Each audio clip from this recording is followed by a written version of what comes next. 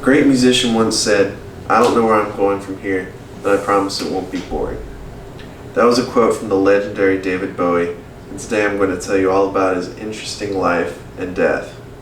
I've chosen this topic because I've always been a big fan of his music, and I find his life interesting. Today I'll be telling you about David Bowie's rise to fame, his multiple different personas, and his eventual death. First, I'm going to tell you about Bowie's life before he got famous. David Bowie was born David Robert Jones in 1947 in Brixton, London, to a public relations worker and waitress. Most of his family suffered from schizophrenia, including his older brother Terry, who was a huge influence on Bowie and showed him many bands that influenced his style.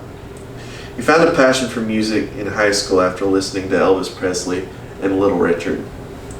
He learned to play the saxophone in high school and played in many R&B bands. When he was 19 years old, he was signed to a record contract.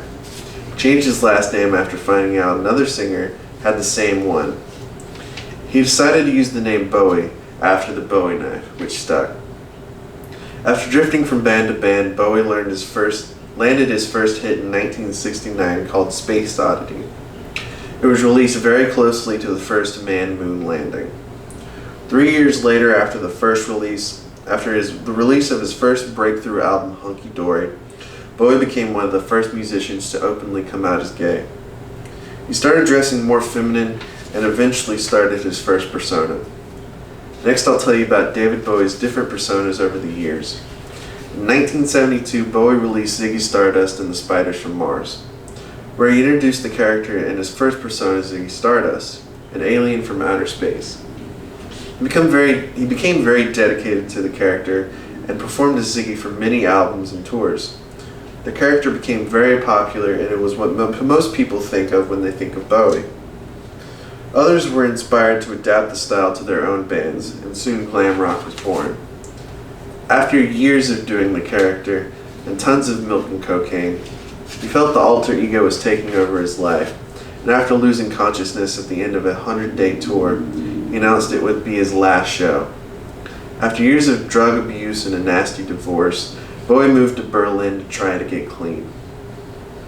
There he adapted a new stage persona called the Thin White Duke, a very different character than Ziggy. The Duke was suave, but emotionless and cynical. The Duke was heavily influenced by fascism and by far Bowie's darkest character.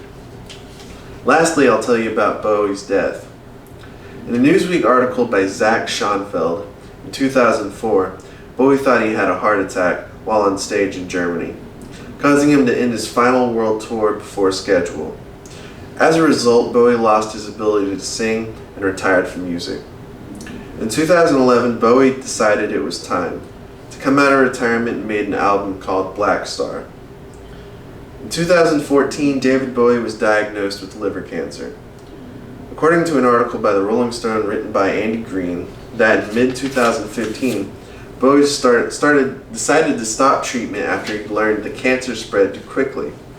Same week, Bowie went to film a music video for his newest album, Black Star, an album that explored themes of death and decay. The album would release 2 days before he died. According to an article in People magazine, his illness wasn't public knowledge, so the news of his death came to a complete shock to the world.